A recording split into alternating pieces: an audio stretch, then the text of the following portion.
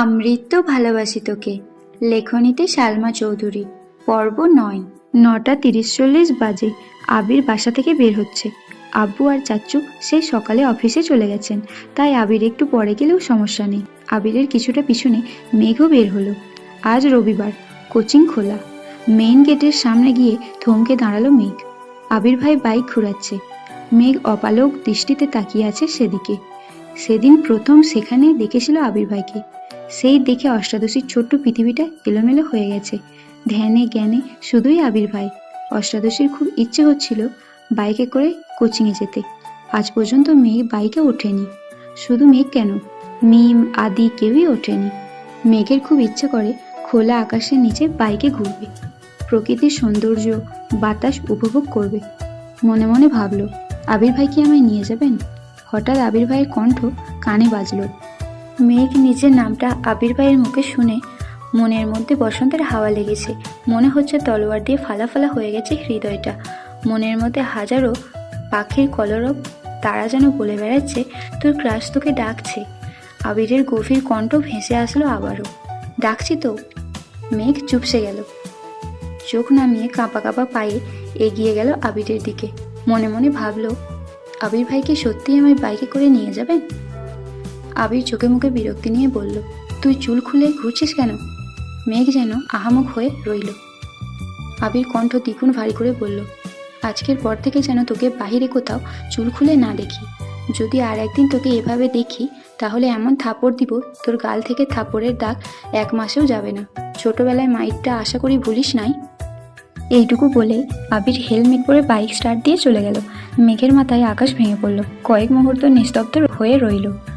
মেঘ নিজের প্রতি নিস্পৃহায় শ্বাস ফেলল। আবির ফিরে আসার পর থেকে মেঘ উদ্বেলিত, ক্রাশ খাওয়া, প্রেম প্রেম অনুভূতি সবেতে যেন পানি, আরে না না, বরফ ঢেলে দিয়ে গেল আবির ভাই। যেই মেয়ে আবিরের প্রেমে হাবুডুবু খাবে ভাবছিল, তাকে যেন গভীর খাদে চুবিয়ে মারল। মনে পড়ে গেল ছোটবেলার আবিরের মারের কালো অধ্যায়। ছোটবেলায় আবিরই মেরেছিল শুধু তাকে। আজ পর্যন্ত মা বাবা এমনকি তানফিরও এত ধমকাই, সেও কোনোদিন মেঘের গায়ে হাত তোলেনি। এত বছর পর আবির ভাইই ফিরল। আবির ভাইকে দেখে মেঘ পুরানো সব কিছু ভুলে নতুনভাবে আবির ভাইকে নিয়ে ভাবনা শুরু করেছিল সবেমাত্র। সেই ভাবনায় আগুন জ্বালিয়ে চলে গেল ব্যাটায়। আহত চোখে তাকিয়ে রইল কতক্ষণ।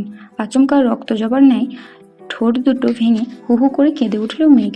এই কান্না কতক্ষণ স্থায়ী হলো তা জানা নেই। হঠাৎ বন্যার কলে কিছুটা কেঁপে উঠল মেঘ। ফোন রিসিভ করতেই বন্যা বলল, কি রে, কই তুই, আসবি না? মেঘ কথা না বলেই কেটে দেয় কল। মেঘের গাল চুপচুপে ভিজে আছে। তারপর হাতের উল্টো পিঠ দিয়ে চোখ দুটো মুছে গাড়ির দিকে যায়।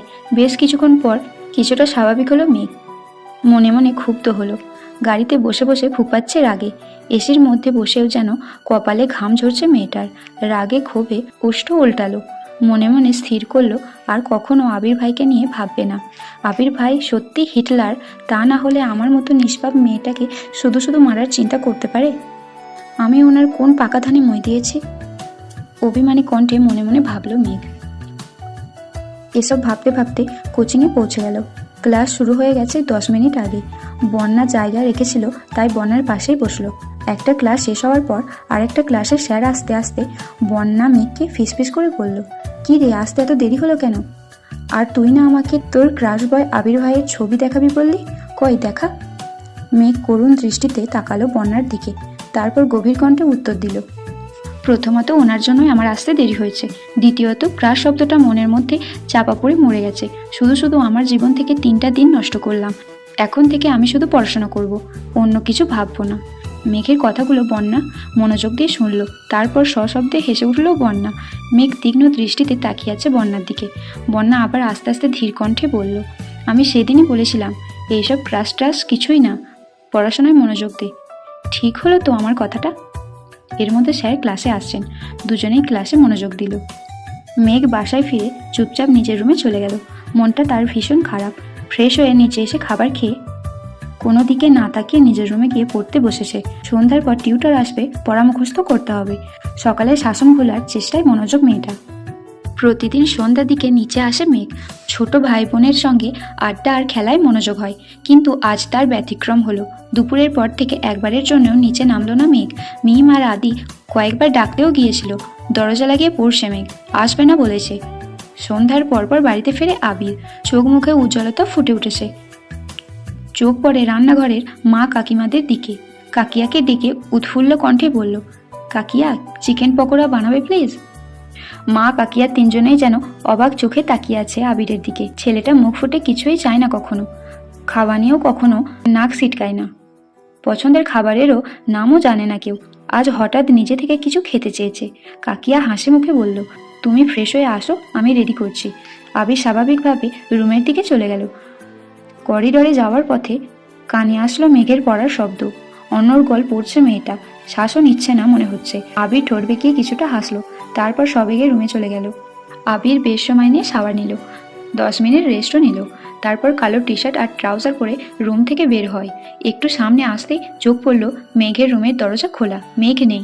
আবির নিজের মতো এসে সোফায় বসলো। ভাইকে দেখে মিম আর আদি আগেই ছুটে পালালো, না হয় এসেই বলবে পড়াশোনা নাই। আবিরকে মাহিলা খান কফি দিলেন। আবির কফি খেতে খেতে তানভীরকে কল দিল। কই তুই? তানভীর, আমি তো পার্টি অফিসে ভাইয়া। কোনো দরকার? আবির, কাজ না থাকলে তাড়াতাড়ি বাসায় আয়। তানভীর ভয়ে ভয়ে জিজ্ঞেস করলো, কিছু হয়েছে ভাইয়া? আবির সশব্দে হেসে বলল, দূর, কিচ্ছু হয়নি। চিকেন পাকোড়া বানাচ্ছে কাকিয়া, খেলে তাড়াতাড়ি আয়। তানভীর, আচ্ছা আসছি। কথাগুলো না শুনলেও আবিরের হাসির শব্দ ঠিকই কানে পড়ছে। পড়ার রুমে বসা অষ্টাদশী বুকটা সঙ্গে সঙ্গে কেঁপে উঠল। নিজেই নিজেকে প্রশ্ন করল, আবির ভাই হাসছেন? উনি বাসায় ফিরেছেন? তৎক্ষণাৎ মনে পড়ে গেল সকালের ঘটনা। সাথে সাথে মুখটা কালো করে পড়া রিভিশন দেওয়ায় ব্যস্ত হলো মেঘ। তানভীর ফিরেছে 5-7 মিনিট হবে, ফ্রেশ হয়ে নিচে এসেছে। ততক্ষণে চিকেন পকোড়া হাজির হলো সামনে। ফ্রিজ থেকে বের করে কিছু রান্না করার সময় সাপেক্ষ ব্যাপারে তা তাদের জানাই আছে। এই জন্য ধৈর্য নিয়ে বসে বসে ফোন ঘাটছিল আবির। দুই ভাই আপন মনে গল্প করে পকোড়া খেতে ব্যস্ত। এদিকে মেঘ অপেক্ষা করছে টিউটরের আসার জন্য। 40 মিনিট লেট, এখনো আসছে না। কি করবে বুঝতে পারছে না। পড়ছে কিছুক্ষণ, হাবিজাবি ভাবছে, আবার পড়ছে। তানভীর হঠাৎ ডাকলো, মেঘ এদিকে আয়। মেঘ ভাইয়ের ডাক শুনেই কিছুটা কেঁপে উঠল। তারপর পড়ার রুমের দরজায় দাঁড়ালো। হালকা গোলাপি রঙের জামা পরেছে, মাথায় ওড়না দেওয়া, পেট পিঠ সবটা ওড়না দিয়ে ঢাকা। অনেক স্নিগ্ধ লাগছে মেঘকে। আবির তখনও সশব্দে হাসছে। তানভীর ভাইয়া আর আবির ভাইয়া নিজেদের মধ্যে মশকরায় ব্যস্ত। মেঘ দরজায় দাঁড়িয়ে আবির ভাইয়ের হাসিতে মগ্ন। 3 দিনেও এই মানুষটাকে এতটা প্রফুল্ল দেখেনি সে। সেই বাইক কেনার দিন একটু হেসে হেসে কথা বলার চেষ্টা করেছিল, সেই হাসিতেই ক্রাশ খেয়েছিল মেঘ। আজকে হাসি ঘায়েল করে দিল মেঘকে। চোখ সরাতে চেয়েও সরাতে পারছে না। আবিরের চোখ পড়ে দূরে দরজায় দাঁড়ানো মেঘের দিকে। কয়েক সেকেন্ড পরে হাসি থামিয়ে চোখ নামিয়ে নিল আবির। তানভীর তৎক্ষণাৎ বলে উঠল, মেঘ পকোড়া খাবি? আয় খেয়ে যা। মেঘ যেন বড়সড় টাসকি খেলো। ভাইয়া তাকে খাবার খেতে ডাকছে। এতগুলো বছরেও এরকম ঘটনা তার সাথে কখনো ঘটেনি। তানভীর আবার ডাকলো, আয় খেয়ে যা, পরে পড়তে বসবি নে। মেঘ দুপা এগোলো, কি যেন ভেবে ঠায় দাঁড়িয়ে পড়ল। কিছুটা অভিমানী কণ্ঠে উত্তর দিল, তোমরা খাও, আমি খাবো না। আবারও পড়ার রুমে চলে গেল মেঘ। তানভীর আর আবিরও আর বেশি কথা বলল না। খাওয়া শেষ করে আবির নিজের রুমে চলে গেল। তানভীর পুনরায় পার্টি অফিসে ছুটল। মিটিং আছে তার, ভাই ডাকছে বিধায় মিটিং রেখে ছুটে এসেছিল সে। মেঘ টিউটরের জন্য অপেক্ষা করলো আরও 30 মিনিট। পড়তে পড়তে খিদা পেয়েছে তার। মাত্র খাবার হয়েছে, 8টাও বাজেনি। মেঘ খেতে বসেছে, বারবার তাকাচ্ছে দরজার দিকে। টিউটর আসলে পড়তে বসতে হবে।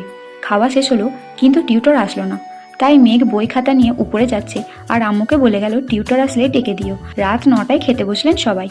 তানভীরও মিটিং শেষ করে বাসায় এসেছে। খাবার টেবিলে সবাই খেলেও মেঘের কোনো হদিশ নেই। তানভীর কাকিয়াকে জিজ্ঞাসা করলো, মেঘ খাবে না? কাকিয়া স্বাভাবিকভাবেই উত্তর দিল, ও তো সন্ধ্যাবেলায় খেয়ে উপরে চলে গেছে, বলল খিদে পেয়েছে। তেমন কথা নেই কারো মুখে। আবির কোনো রকমে অল্প খেয়ে রুমে চলে গেল। গত রাতে ঘুমায়নি ছেলেটা। সারাদিন ক্লান্তিতে ঘুম পাচ্ছে খুব, তাই রুমে গিয়ে শুয়ে পড়েছে। এদিকে মেঘ পড়ছে আর ক্ষণে ক্ষণে ঠোঁট উল্টে কান্না করছে। আবারও নিজেকে সান্ত্বনা দিচ্ছে, যেভাবে হোক চান্স পেতে হবে। অভিমানী স্বরে বলছে, দূরে ভার্সিটি হলেই ভালোই হবে। এই বাড়িতে থেকে চলে যাব অনেক দূরে। ভাইয়া, আবির ভাইয়া আমায় পাবেই না। বকবে কিভাবে আর মারবেই বা কিভাবে? তৎক্ষণাৎ মায়ের কথা ভেবে কান্না করে দেয়। মাকে ছাড়া থাকবে কিভাবে সে?